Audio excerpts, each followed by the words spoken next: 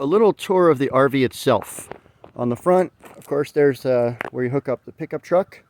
It's got a lock on it right now so that nobody can really easily hook up to it. Of course, my bicycle's locked.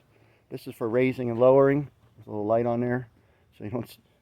I leave that on all the time. It's an LED. LPG gas tanks there, battery. A lot of things in the RV run off of 24 volts, so a lot of people put double batteries there. Seems like a good investment of $100 or so. I didn't do that yet, but there's a storage area in there. It's locked right now, but nothing really to see in there but some tools. Coming along this side, there's an electrical and cable hookup out here. This is for putting fresh water in. There's a 40-gallon storage tank in there that I'm not using. This right here is for flushing the septic. Got to hook up a hose to it whenever you empty out the septic and flush it out. So that's good. I've got a little filter on here for the water coming in. Behind this little panel, there's a little shower head with hot and cold water, and behind that panel is the hot water heater. It's pretty cool. It's dual fuel. You can heat up on LPG, and then in that case, battery power would be plenty to keep your hot, water very hot for showering and so forth. So that's awesome. And oh, by the way, that fresh water tank uses 12 volts pump.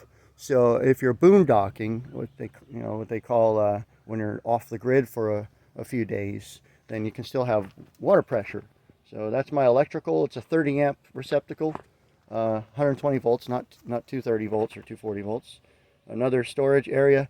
This storage area goes underneath the bunk beds, which I'm using for storage. So storage on top of storage. This is a slide out. I call it a bump out.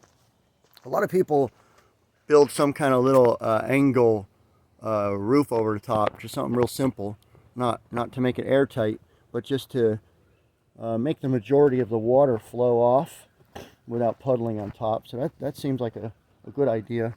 Not an expensive thing to do at all. And got a couple nice windows they open up.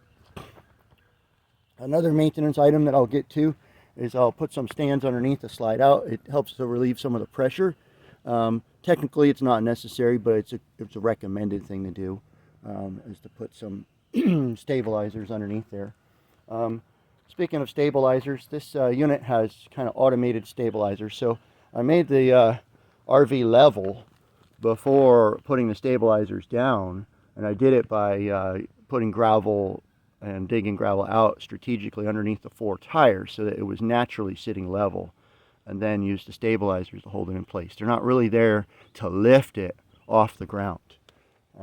This storage opening is a pass-through to the one on the other side. So it's kind of nice to have that long storage area that's about 8 feet long.